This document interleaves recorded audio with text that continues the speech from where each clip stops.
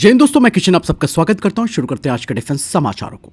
दोस्तों 114 Rafale fighter jet और एमआरएफए deal खत्म। क्या दोस्तों भारत अब आखिरी बार फाइटर जेट को इंपोर्ट करने जा रहा है? एक बड़ा सवाल। और अब कहा जा रहा है कि 114 राफेल फाइटर जेट्स के लिए भारतीय वायुसेना गवर्नमेंट टू गवर्नमेंट डील के तहत आगे बढ़ रही है, जिसका मतलब साफ है कि अब कोई लंबा एमआरएफए टेंडर नहीं होगा और 5 साल का जो ट्रायल और इवैल्यूएशन प्रोसेस है वो भी नहीं होगा। बातचीत सीधी है, फैसला तेज है, क्योंकि इंडियन एयरफोर्स के पास स्क्वाड्रंस की भारी कमी है। दोस्तों अगर ये डील 2 लाख करोड़ रुपए के आसपास होती है तो आप ये समझिए कि इसे महंगा कहना गलत होगा, बिकॉज भारत को केवल फाइटर जेट्स नहीं मिलेंगे बल्कि भारत में प्रोडक्शन लाइन भी आएगी, साथ ही साथ टेक्नोलॉजी ट्रांसफर भी होगा और लोकल सप्लाई चेन के साथ साथ भारत भविष्य का एक्सपोर्ट हब भी बन सकता है। मतलब लॉन्ग टर्म इन्वेस्टमेंट ही भारत का होगा। लेकिन दोस्तों यहाँ पर सबसे बड़ा सवाल तो ये है कि भारत में रफाल फाइटर जेट कितना बनेगा और भारत को कंट्रोल कितना मिलेगा। रिपोर्ट्स बताती है कि लगभग 60% स्वदेशी कंटेंट इन फाइटर जेट्स में इस्तेमाल होगा। पूरा एयरफ्रेम भारत में बनेगा। नागपुर में रफाल की मैन्युफैक्चरिंग लाइन स्थापित होगी। और अगर दोस्तों भारत को Su-30 MKI जैसा कंट्रोल मिलता है रफाल में भी,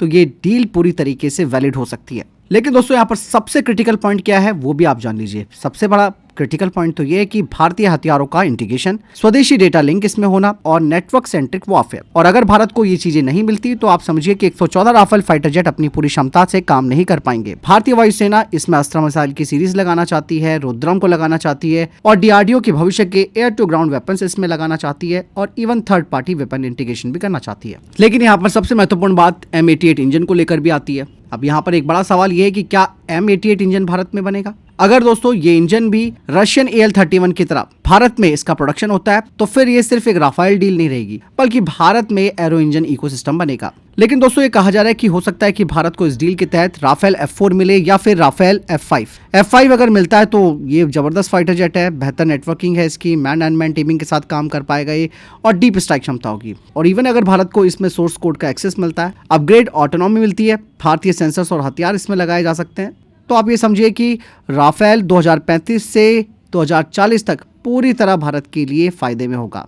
टाइम फैक्टर भी दोस्तों यहाँ पर एक बड़ी बात आती है। भले ही डील तेज हो रही है लेकिन production line, workforce training, supplier certification, इन सब को पूरा होने में 3 साल तो लगेंगे ही। इसलिए भारतीय वायुसेना चाहती है कि हमें किसी भी तरीके की देरी ना हो, क्योंकि अब देरी हुई तो आप समझिए भविष्य का बड़ा नुकसान होगा।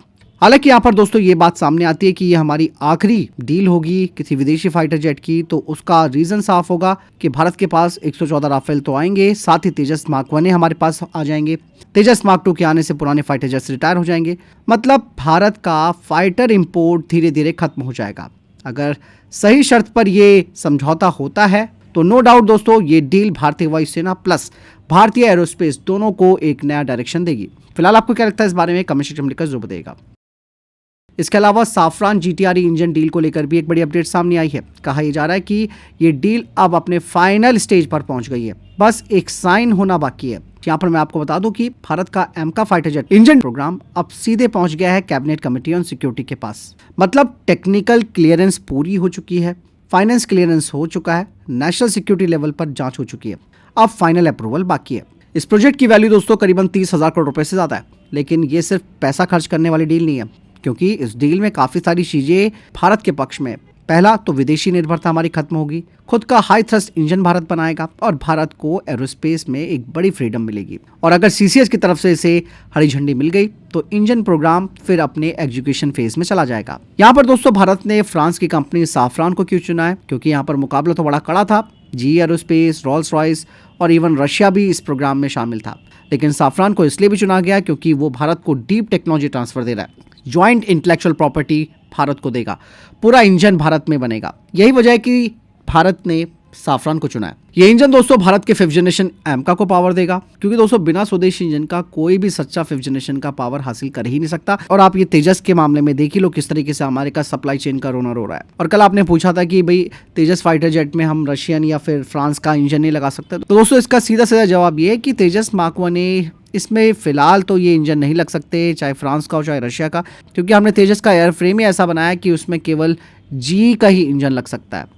लेकिन यहाँ पर एक दिलचस्प बात यह है कि फ्रांस और भारत के बीच जो इंजन बनेगा उसमें कई सारी चीज़ें शामिल होंगी, जैसे कि single crystal turbine blades, high temperature coatings, digital engine control system, advance materials. यानी कि भारत फिर कुछ चुनिंदा देशों की लिस्ट में शामिल हो जाएगा जो कि मॉडर्न फाइटर टर्बोफैन इंजन बना सकते हैं।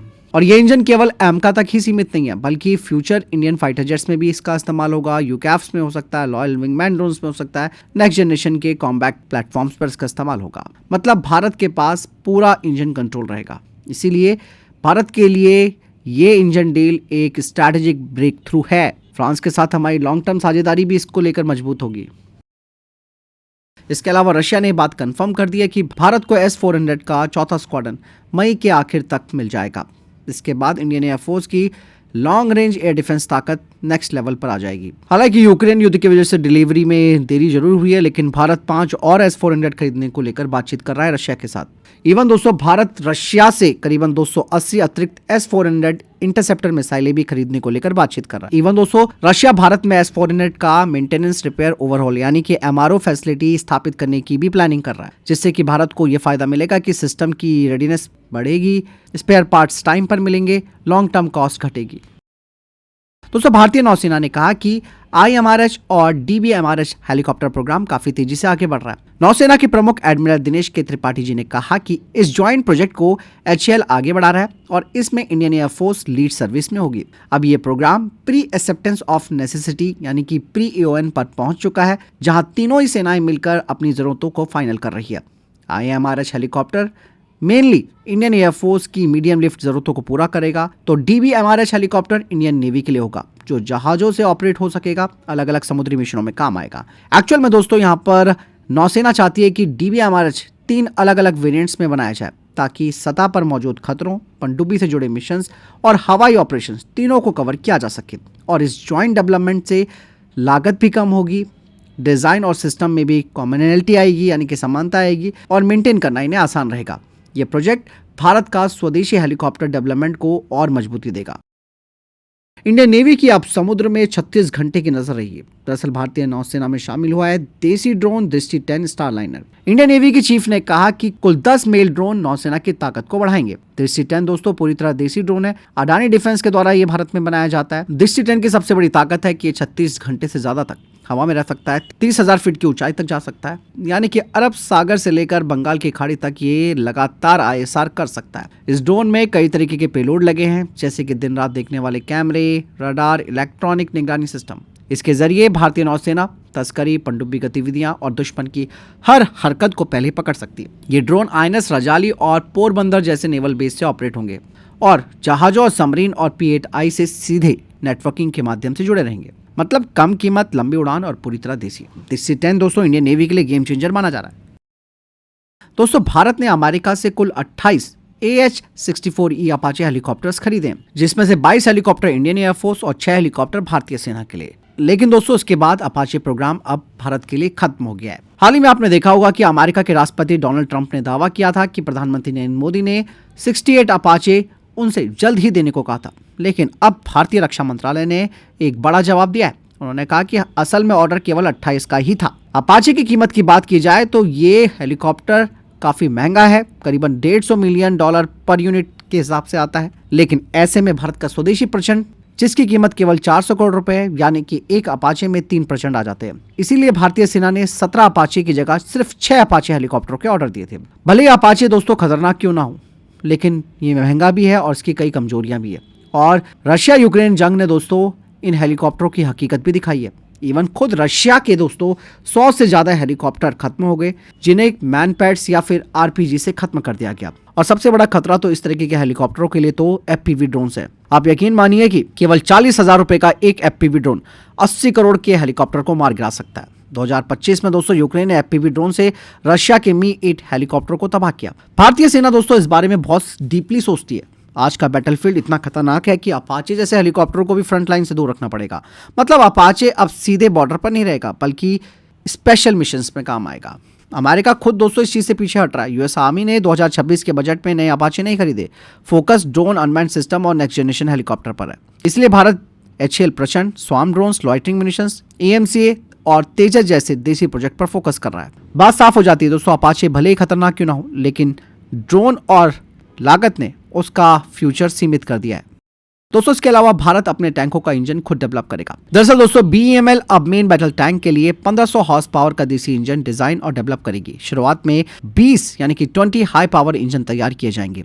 ये इंजन दोस्तों केवल पावरफुल नहीं होंगे बल्कि ये भारत के हिसाब से हर हालात में काम करने वाले होंगे। मतलब दोस्तों लद्दाख जैसे इलाकों में ये पूरी ताकत के साथ टैंकों को पावर देंगे। टेम्परेचर की इनको कोई प्रॉब्लम नहीं होगी। मतलब -40 डिग्री सेल्सियस से लेकर +55 डिग्री सेल्सियस में भी ये काम कर सकेंगे। इंजन को इस तरीके से बनाया जा रहा है ताकि रेत और धूल से ये खराब ना हो और ये ज्यादा देर तक लगातार चल भी पाएंगे। बाकायदा ये ज्यादा गर्म भी नहीं होंगे और इन्हें मेंटेन करना भी आसान होगा, क्योंकि दोस्तों आज के टैंक भारी होते हैं क्योंकि उनमें ज्यादा आर्मर होते हैं, ज्यादा इलेक्ट्रॉनिक सिस्टम्स होते हैं। इसीलिए यहाँ पर ज्यादा पावर प्लस भरोसेमंद इंजन की जरूरत है।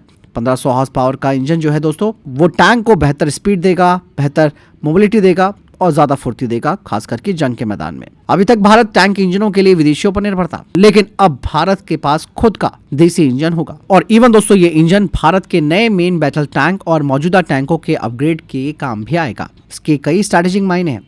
भारत सरकार अब भारतीय कंपनियों पर भरोसा कर रही है, यानी कि दोस्तों 1500 हॉर्स पावर का स्वदेशी इंजन भारत के टैंक को ताकतवर और ज्यादा आत्मनिर्भर बनाएगा। अब टैंक सिर्फ भारत में नहीं बनेंगे, उनका इंजन भी भारत में बनेगा।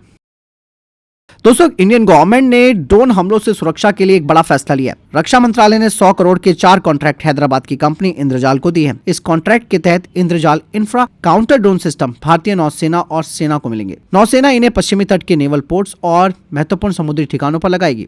सेना पूर्वी सीमा के पास और स्ट्रैटेजिक मिलिट्री अड्डों की सुरक्षा के लिए इनका इस्तेमाल करेगी। इंद्रजाल सिस्टम दोस्तों एक AI based anti drone system है जिसका दिमाग है स्काई OS प्लेटफॉर्म। बता दें कि ये सिस्टम अपने रडार से ड्रोन की पहचान करता है, RF सेंसर से कंट्रोल सिग्नल पकड़ता है और इसमें लगा है डायरेक्शन पहचानने वाला सिस्टम। आपको मैं बता दूं कि इंद्रजाल का ये जो सिस्टम है वो ड्रोन का कंट्रोल हैक कर देता है, GPS को गुमराह कर देता है और सिग्नल जैम कर देता है और जरूरत पड़े तो ज़ॉम्बी इंटरसेप्टर ड्रोन सीधे दुश्मन के ड्रोन को गिरा देता है। इंद्रजाल सिस्टम के साथ दोस्तों भारत अपने मिलिट्री ठिकानों पर ड्रोन युग की सबसे मजबूत ढाल खड़ी कर रहा है।